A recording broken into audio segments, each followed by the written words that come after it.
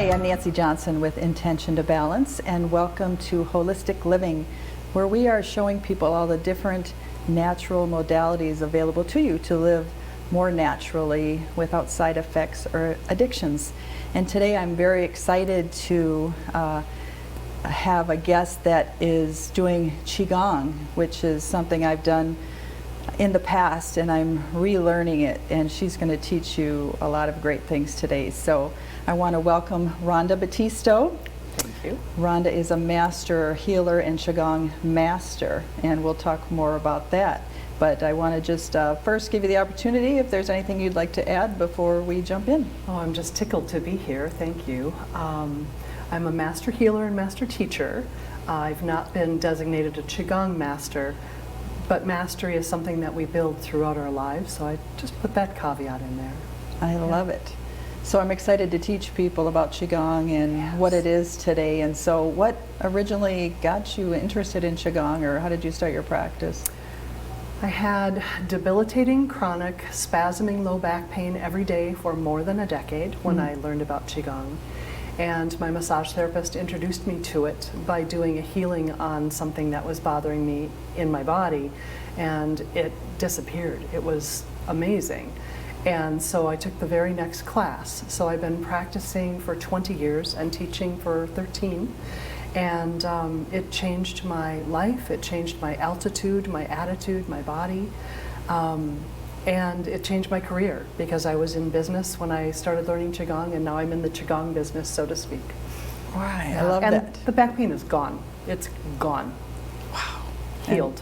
And, I want to talk more about that too. And so, I mean, that's one of the, so Qigong, you know, can you describe it a little bit or how it works? Sure. Einstein said everything is energy, and energy cannot be created or destroyed.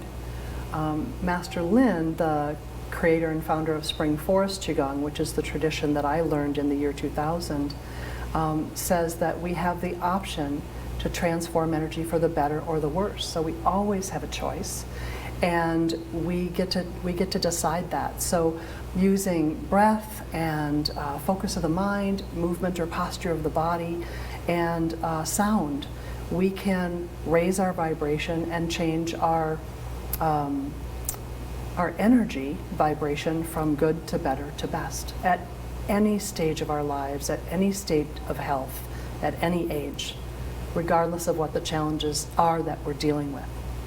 That's so interesting. And so, I mean, any age can pretty much use Qigong. And can people actually do it on little ones when they're helping them, or is it something you really have to do on your own? So there's internal Qigong, which is helping you with your own energy, work with your own energy. And then there's external Qigong, where you can detect the blockages of energy in others and learn a protocol to heal and release those blockages, so clear those blockages, so that the energy can move in the body in a balanced, powerful, healthy way. So regarding children, children are very receptive to healing work of all sorts, Qigong being one petal in the flower of natural healing, right? And pretty young children can learn how to do Qigong as well. In simplified terms, they can learn to help themselves and their friends.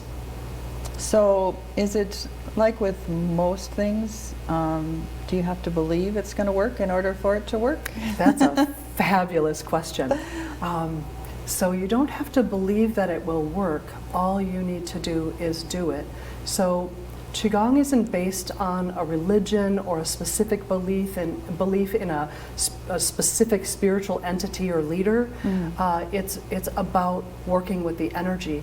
So working with your intention and your vision for being clear and healed and healthy and whole, you just do the movements or the meditations or the chanting or sounds, right, sounding, and the vibration in your body changes. And some people are very sensitive to energy, so they really feel something happening when they do it. And other people, they don't feel anything, but the something is still happening, because everything is energy, and we can manipulate and work with and navigate and change our own and help others to self-heal and change theirs. Oh, it's so fun, I know, because we've talked, you know, we just met fairly recently, Yes. immediately connected, and it's just been so fun to practice Qigong a little bit again. And I got to go over to your house, and not house, the healing center. The studio. It's kind of like your house in a sense. You all share it, right? Yeah. In the healing center, and that was a beautiful way to kind of be reintroduced to it.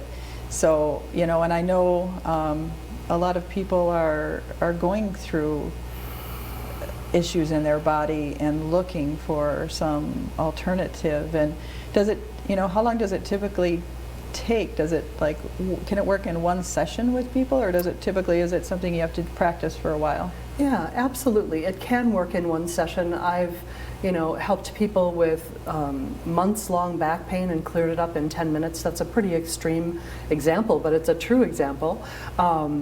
And depending on how receptive the person is and what they're, I don't know a better way to say this, what they're ready for, Yeah. it can happen in an instant. I've seen large tumors go into very small, like a fist-sized tumor go into a thumb-sized tumor in 3 days. That's pretty instantaneous to me. Wow. Right? Just during one Qigong conference. Whether we heal instantly or whether we set the stage for the healing that we're looking for by doing these practices, we are raising our vibration, we are transforming energy.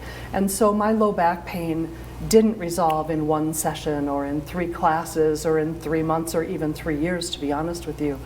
But what was changing in me while I was learning and practicing Qigong and learning how to develop a consistent daily practice, which is a real problem for a lot of people, Right. can be a real challenge, right? Is that I was getting kinder and calmer and more open. And so when my back spontaneously healed at a conference, like, oh, the pain is gone, miraculously healed, it was there and then it was gone. I knew that it was one step in a process that was continuing, that I wasn't done and could go home, but that there was more practice to engage in so that I could open up to my purpose and my calling and a better understanding of how we're all connected to one another, Yeah. and how we're all connected to the energy that grows the trees and grows our fingernails, Right. and that breathes us. You know, Yeah. we're being breathed. So one of the things that happens when you practice Qigong, meditation, yoga, you know, all of these wonderful spiritual practices, is that we allow ourselves to open to support and help, to the universe, to unconditional love, which can do most of the heavy lifting for us. I didn't force my back to heal. Right. I allowed it to heal. Yeah. Yeah. And I know, because I mean, that's something I've known or learned throughout the years is our body, you know, our cells hold energy. And if I always know that, oh, I've heard that the back is related to anger, you know, so sometimes if you're holding something in, but like you said, with practice and letting go, I just love that. So, you know, I would really love to do a demonstration and, you know, show people at home how easy that this could be to do. Fabulous. So, Let's great. do that. Let's do that. Okay. So I'm excited for everyone to see how easy Qigong can be to do in your own home. So Rhonda is going to show us how to do some easy Qigong movements, and if you would just kind of narrate as you go, that would be a beautiful thing. Absolutely. So we begin with just a little bit of bouncing to get the energy moving in the body and to get the lymph and the blood moving as well. The bounce is in the knees, the feet are flat on the floor. The arms hang loose and floppy, relaxing the chest and the neck and the face, breathing in through the nose and out through the mouth. Releasing any tension, just letting it drip off of your fingertips and letting go of anything that happened before this moment.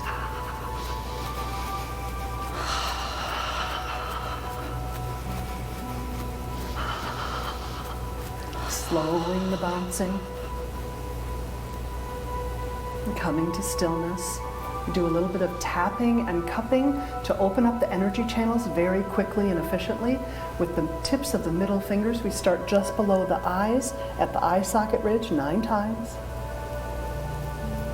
The origin of the eyebrow 9 times. The top of the head 9 times with a cupped hand. The base of the head 9 times. And then C7, and you can rub C7 or you can cup it. That's the bump at the top of the back or bottom of the neck. And then the hands 9 times. The inside of the left elbow. Inside of the right elbow. Under the arm. Under the other arm. And I know the microphone is being affected. You tap the tailbone a little bit. The hips, and then you can cup the fronts, the backs, and the sides of your knees, but we'll just move right into relaxing into Qi stance. The feet are slightly broader than shoulder width apart. The tailbone drifts down, the eyes close, the palms are facing the back behind you. Elbows are relaxed. You draw the chin towards your neck just a little bit. Put the tongue against the roof of the mouth and close the lips and put a gentle smile on your face.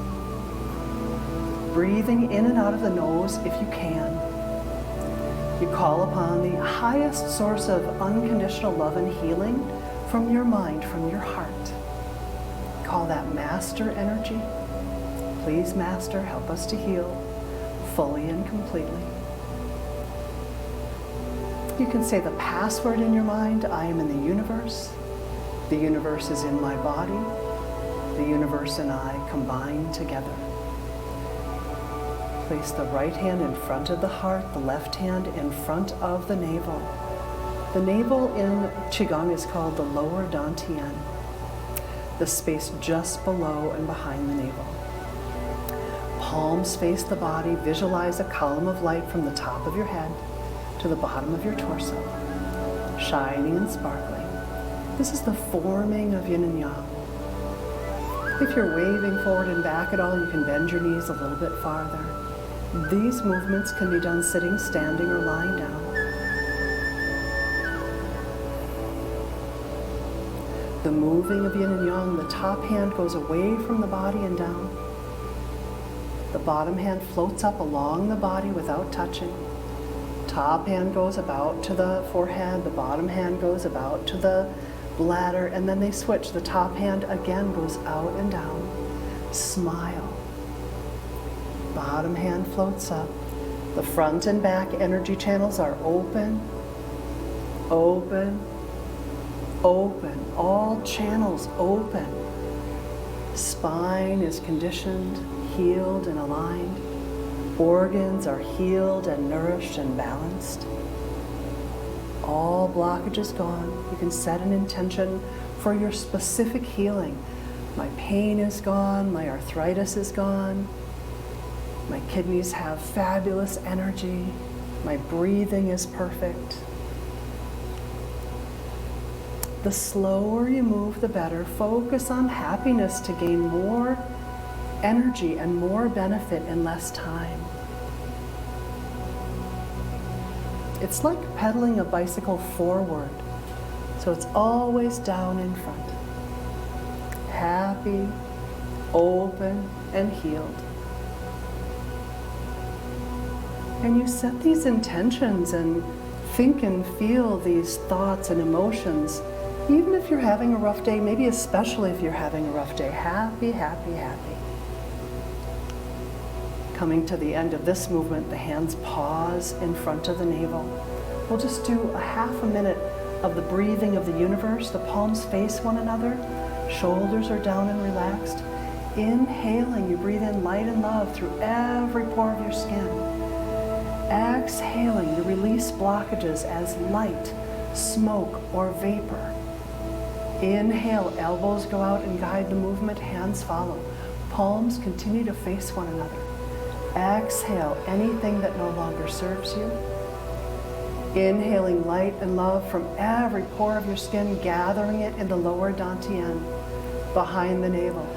Exhale, anything you no longer need. Breathing in and out of the nose. Focus on joy. Joy for any reason, joy for no reason. Breathing in gently and quietly, taking in everything you need, letting go of anything you no longer need, even if it's a story or a judgment. In with light and love, healing and grace. Out with judgment, sadness, sickness, tiredness, and pain. Coming to the end of this movement, the hands fold in and face the lower dantian. Women have the right hand closer to the body. Men have the left hand closer to the body. And you just focus on the light, on a light. Imagine, intend, see, or feel the warmth of the light in your lower dantian. Take a deep breath. It gets brighter. Exhale, it gets brighter still. You can relax your stance and rub your hands together. You can rub your face like you're drawing a heart on your face up the bridge of the nose and down the outside of the face. And you can rub your ears from top to bottom. Give them a good tug. You should feel refreshed and rejuvenated and relaxed. Oh, that is a beautiful thing. Yay. I love that. Thank you. Fun. Thank you. So that was really fun. I am so enjoying Qigong, and when I was doing that, I don't, you talked about earlier about the energy, that you can feel it the more you get into it, and I could definitely feel the energy in my hands when we were doing this. And does that, is that, some people I suppose feel it right away, I don't know if people they say that are more healers, have more of that energy, or if that's not the case. The most important thing is that whether you feel the energy moving in your body and in your hands and between your hands and your body, or whether you don't feel anything, something is still happening. And it's not uncommon when people are doing the moving of yin and yang or the breathing of the universe for them to also have even pain or uncomfortable emotions or unusual sensations come up in the body and in the emotions. This is holistic healing. Mind, body, spirit, emotions, all at once. So things can get a little, I want to say, ruffled. Yeah. And that's really just the releasing of blockages. So whether you perceive what's happening or whether you don't, healing is happening. And whether you believe in it or you don't, healing is happening. My teacher says, if you believe in it, it works. If you don't believe in it, it still works. If you believe in it, it works better. So it's just a matter of investing in the time and practice. It doesn't have to be perfect, it's good, better, best. The practice of Qigong and the practice of being still and open allows miracles to happen, little ones and big ones. I love that. And because I work with essential oils too, and we use them on people as well as animals, and I understand that Qigong too. You practice that and you work with animals? Oh, absolutely. When I come into homes, and I work with a lot of people in their homes and hospitals. I work with children at Crescent Cove Respite and Hospice Home in Minnesota, and help people to be more comfortable, palliative care, stress and pain reduction. And when I'm in people's homes, the animals there kind of rush to me and want me to work on them first. They can feel it. Children and animals are so receptive and so excited to receive almost all the time. And they don't tell you it feels better when it doesn't. They don't want to make me feel better, right? They are clear when they feel better. Whereas adults might go, oh, I feel a little better when they don't, or I feel a lot better just to make me feel better when they only feel a little better. When they first start practicing, children and animals do not mess around. They're honest. You have truth on your necklace. They have truth in their DNA. Oh. Right? Well, and it works the same with the oils. It seems like the kids are so receptive when come up to, and the animals too. Yes. We've even had people where they put lavender on their ankles and their pets lick it off, They get it, right? They do, yeah. Oh, that's so funny that they come rushing up to you. I really love that. And so another great thing that I love that you do, this Qi-sage, as you call it. Yes. And when I was over at the Healing Center, that you did, and that's really interesting too. That's another one of your many modalities that you practice. Sure, Qigong can be hands-off healing, simply energy work, and it can be done in person, it can be done by phone, it can be done at a distance when you can't see or hear the person, and that's the more advanced training. And I've taken all the levels of training in Spring Forest Qigong, and I teach in the tradition of Spring Forest Qigong, and I lace in all of the concepts that I've learned and the things that I've studied, and just aim for positivity, truth, honesty. Yes, it hurts right now, or yes, it's been hurting for 5 years, but also this hopefulness that I'm making a difference, not only me, I'm a midwife to healing, right? It's always self-healing. So whether it's a dog or a child or a friend or a relative or a client, who might be a friend or relative as well, it's Qigong promotes self-healing. And that's really, really important. It's not about my magic or my energy or even my training. The biggest part of my training is to get out of the way, to create a vibration, an environment where healing can best, most effectively happen. So it's kind of wonderful. I completely forgot your question. No, you answered it. Oh, good. Totally on the Qisage. Oh, Qisage. Hands-free energy work. Qisage is acupressure and Qigong. So that's hands-on healing. Okay. 35 points from head to toe, really gentle acupressure, and conveying light and energy into the body. And I don't mean a flashlight, I mean the visualization of light into the body. So you feel relaxed and ready, as if you've had a massage, but you don't have to disrobe, you don't have to lie on a table.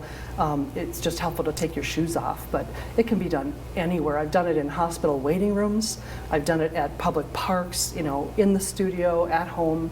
Qisage is wonderful. I love it. And those are the kind of things that we need, because a lot of people, airplanes or wherever, people are stressed out in certain situations if they're getting ready to talk or speak or something. So yeah. I love that you can just kind of incorporate that and do it anywhere. And do you feel like anybody could get that? I know you teach classes and have... Right. I teach classes every Monday at Holistic Gateway, the studio that you were talking about in Northeast Minneapolis, from 10:30 to noon.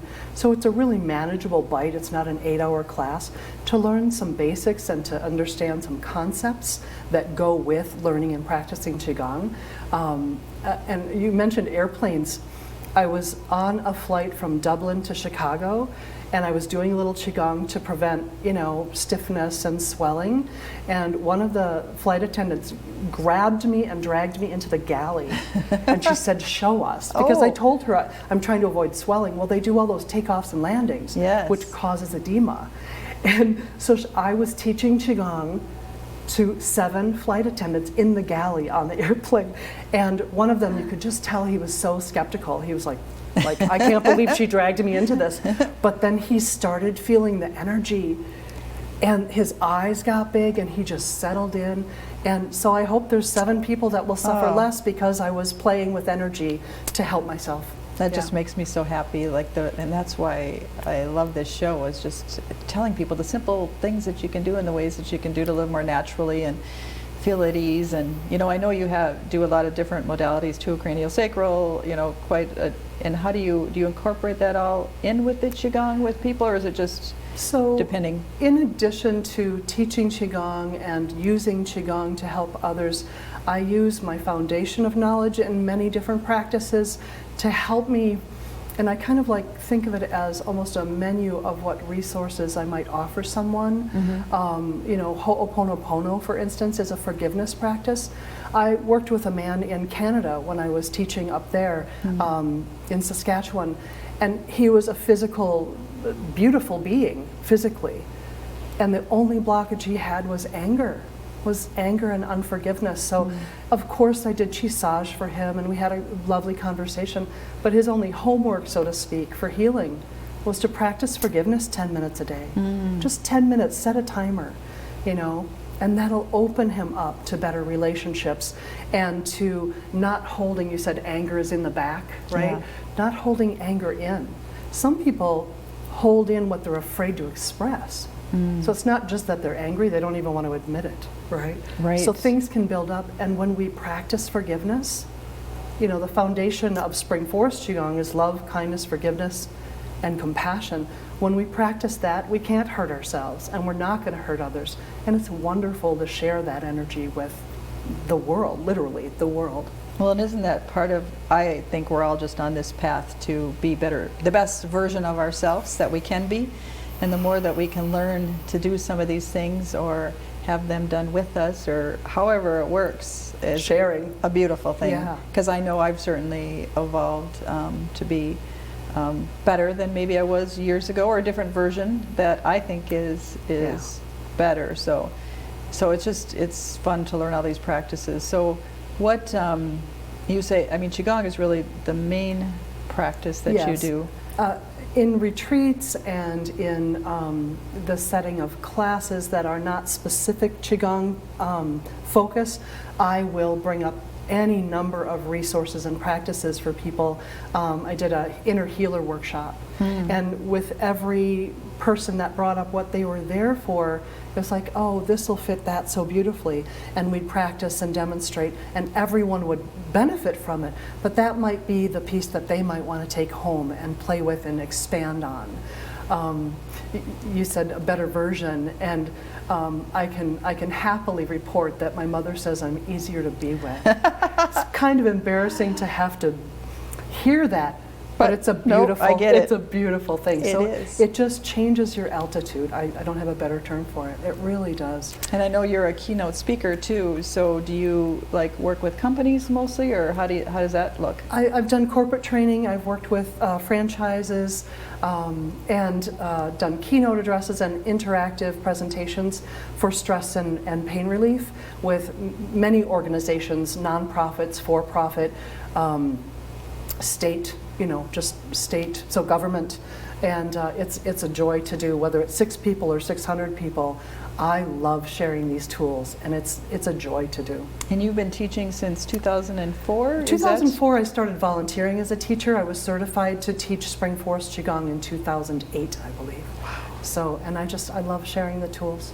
And I know Master Lin, that was who I taught under too, and he's wonderful. And Yes. so, I can't believe how time goes by so fast when we're talking. Like, we're almost getting to the end of our time, and I want to thank you so much. And I know we should have more shows, because I know there's so much more wisdom that you could impart in teaching. Part 2. I know, right? Yeah. And people can connect with you. We're going to have all of your information that if they want to come to your classes and participate. And it's so to me it's so natural and so easy to do. Yeah. For sure. So for people that are curious, they can go onto my website and subscribe to my bi-monthly newsletter. I don't bother people every week, but every other month. Or they can come to see the presentation at Spirit United, which is at the Harriet Alexander Nature Center on February 8th. So to just get a more of a touch of what I'm all about and how to engage. Beautiful. Well, thank you everyone for joining us at Holistic Living today. And I have a favorite saying, and I want to end the show with that. It's a beautiful thing, and thank you so much. Thank you for having me. It's just been amazing. Thank you. Totally enjoyed it.